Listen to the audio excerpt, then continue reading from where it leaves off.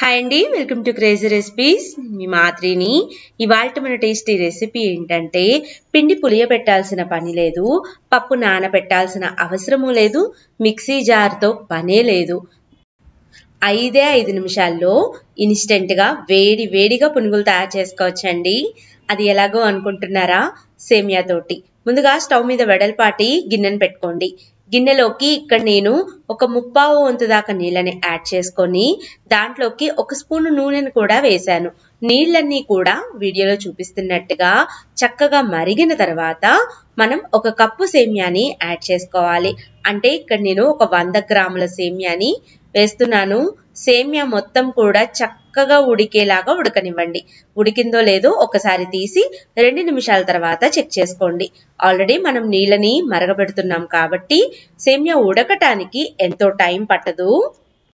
ఇలా ఉడికిన సేమియా మొత్తాన్ని కూడా చక్కగా నీళ్ళన్నిటిని వడకట్టేసుకుందాము. ఒక 10 నిమిషాల పాటు దీని మొత్తాన్ని కూడా వదిలేసేయండి. పూర్తిగా చల్లారిపోతుంది. చల్లారిపోయిన ఈ సేమియా మిశ్రమంలోకి ఇప్పుడు మనం ఒక 2 స్పూన్ల బియ్యపిండిని యాడ్ చేసుకుందాము. బియ్యపిండి తడిదైనా పర్వాలేదు, లేదా పొడి బియ్యపిండి అయినా పర్వాలేదు. దీంట్లోకి 1/2 స్పూను ఉప్పును కూడా యాడ్ చేసుకుందాము. అలాగే ఒక 2 స్పూన్ల పుల్లటి పెరుగుని యాడ్ చేసుకోవాలి. ఈ పునుగుల్ని అప్పటికప్పుడు తయారు చేసుకుంటున్నాం కాబట్టి మనకి పిండి పులవదు కదా, అందుకని ఆ ప్లేస్లో పుల్లటి పెరుగుని వేసుకుంటున్నాము. అలాగే సన్నగా తరిగిన ఒక 2 ఉల్లిపాయలు కొన్ని ఎక్కువ వేసుకుంటేనే టేస్ట్ బాగుంటుందండి. అలాగే సన్నగా తరిగిన ఒక 3 నుంచి 4 పచ్చిమిరపకాయలని కూడా వేసుకుందాము.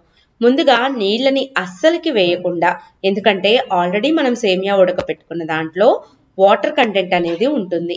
అలాగే మనకి పెరుగులో కూడా తడి ఉంటుంది కాబట్టి దానితోనే పిండి మొత్తాన్ని కూడా కలపడానికి ట్రై చేయండి. మీకు మరీ గట్టిగా ఉంది అనుకుంటే అప్పుడు కొంచెం వాటర్ని యాడ్ చేసుకోండి. దీంతో మనం పునుగులనైనా వేసుకోవచ్చు, లేదా పకోడీలనైనా వేసుకోవచ్చు. రెండు కూడా సూపర్ టేస్టీగా ఉంటాయండి. ఇక్కడ నేను స్టవ్ మీద డీప్ ఫ్రైకి సరిపడా ఆయిల్ని పెట్టుకొని నూనె వేడి అయ్యాక ఇక్కడ నేను చిన్న రౌండ్ బాల్స్ లాగా తయారు చేసుకొని ఒక్కొక్కటి నెమ్మదిగా నూనెలోకి డ్రాప్ చేసేసాను. ఇలా వేసిన తర్వాత మనం 2 నిమిషాల పాటు వీటిని అస్సలు కదపకూడదండి. ఒకదానికొకటి అతుక్కొని ఉంటాయి. 2 నిమిషాలు ఆగిన తర్వాత ఒక వైపు మనకి కాలినియి అనుకున్న తర్వాత రెండో వైపు కూడా తిప్పుకుంటూ ఇలాగా మంచి గోల్డెన్ కలర్ అయ్యేదాకా ఫ్రై చేసుకోవటమేనండి. చాలా అంటే చాలా సింపుల్గా టేస్టీగా మనం దీన్ని రెడీ చేసుకోవచ్చు. ఎవరన్నా అనుకోకుండా గెస్ట్లు వచ్చినా, అనుకోకుండా ఇంట్లో టిఫిన్కి పిండ్లు అయిపోయినా, సాయంత్రం పూట పిల్లలకి వేడివేడిగా స్నాక్స్ పెట్టాలన్నా ఈ సేమియా పునుగులు ఎక్సలెంట్గా ఉంటాయి. తప్పకుండా మీరు కూడా ఒక్కసారి ట్రై చేయండి, మీకు కూడా బాగా నచ్చుతాయి. వీటిలోకి మనకి సంబర్. హాయ్ అండి, వెల్కమ్ టు క్రేజీ రెసిపీస్. నేను మీ మాదిరిని. ఈసారి మీ ఇంటికి ఎవరన్నా చుట్టాలు వచ్చినా, ప్రసాదానికైనా టిఫిన్కైనా ఇలాగా రవ్వతోటి పులిహోర చేయండి. భలే ఉంటుందిలే రుచి. అసలుకి ఉపవాసాలు ఉండే వాళ్ళు కూడా ఈ రవ్వ పులిహోరని చక్కగా తినొచ్చు. ముందుగా రవ్వ పులిహోర తయారు చేసుకుంటానికి 1 కప్పు బియ్యపు రవ్వని తీసుకున్నాను.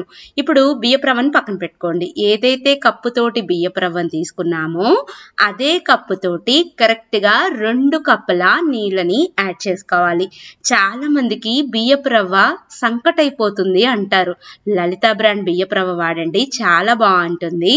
ఇది ఎలాంటి ప్రమోషన్ కాదండి, మీ అందరికీ కూడా ఉపయోగపడుద్దని చెప్తున్నాను అంతే.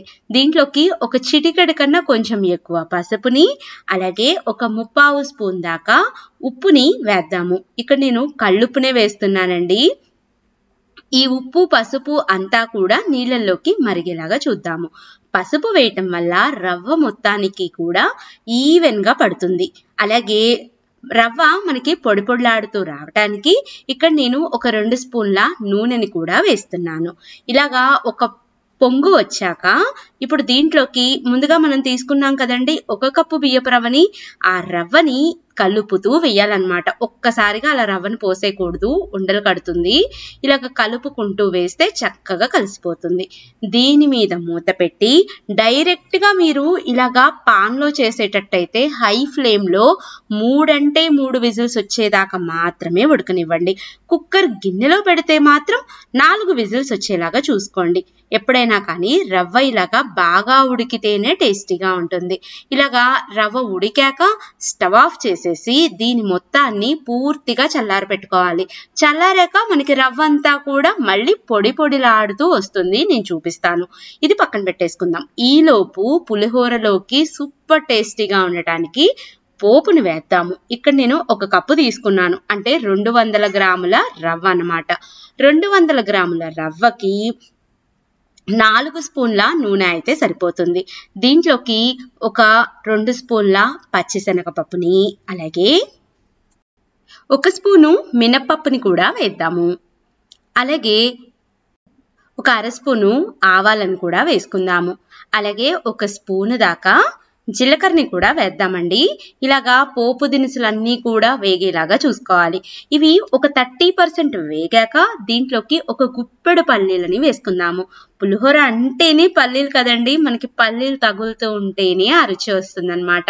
ఈ పోపు అంతా కూడా దాదాపు మొత్తం వేగింది అన్న తర్వాత 1 గుప్పెడు జీడిపప్పులు, అలాగే ఒక 2 ఎండు మిరపకాయలని వేయాలి. ఆ వేడికే ఈ జీడిపప్పులు అనేవి వేగిపోతాయండి. ముందు ఎప్పుడూ కూడా జీడిపప్పులను వేయకూడదు, మాడిపోతాయి. అలాగే చీలికల్లాగా తరిగిన ఒక 3 పచ్చిమిరపకాయలని తీసుకుందాము. ఇలాగ చీలికల్లాగా తరుక్కోండి. అక్కడక్కడ తింటూ ఉంటే పులిహోరలోకి నలుచుకొని చాలా బాగుంటుంది.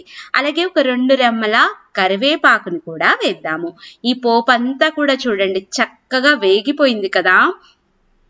ఇప్పుడు మనం ముందుగా తయారు చేసుకున్న రవ్వలోకి ఈ పోపును వేయాలి. అన్నట్టు పులిహోర అంటేనే ఇంగువ కదండి, ఇంగువ వేస్తేనే పులిహోరకి అసలైన రుచి వస్తుంది. కంపల్సరీ ఒక చిటికెడు ఇంగువని కూడా వేసుకోండి. ఫ్లేవర్ అంతా కూడా ఇల్లంతా పాకి పులిహోర తింటున్నా కూడా కమ్మగా ఉంటుంది. చూడండి, పోపు ఎంతైతే పర్ఫెక్ట్గా వేగుతుందో అంత రుచిగా పులిహోర వస్తుంది. ముందుగా మనం తీసుకున్న ఈ రవ్వ అంతా కూడా ఉడికిపోయింది, అలాగే పోయిందండి. కాకపోతే రవ్వని కంపల్సరీ ఇలాగా చేతులతోటి నలిపితేనే ఆ ఉండలన్నీ కూడా పోతావి. ఇలాగా చక్కగా చేతులతోటి రవ్వను మొత్తం కూడా స్ప్రెడ్ చేసుకుందాము. చూడండి, చక్కగా రవ్వ అంతా కూడా ఇలాగ పొడి పొడిలాడుతూ వచ్చేసింది. మనకి తింటున్నా కూడా కమ్మగా ఉంటుందండి. చాలా మంది నీళ్లు తక్కువ పోసి చేస్తూ ఉంటారు, పులిహోర గొంతు పట్టుకుంటూ ఉంటుంది. ఇలాగ చేసుకుంటే చాలా బాగుంటుంది. తర్వాత పోపును కూడా వేసి ఇదంతా కూడా బాగా మిక్స్ అయ్యేలాగా మిక్స్ చేసుకోవాలి.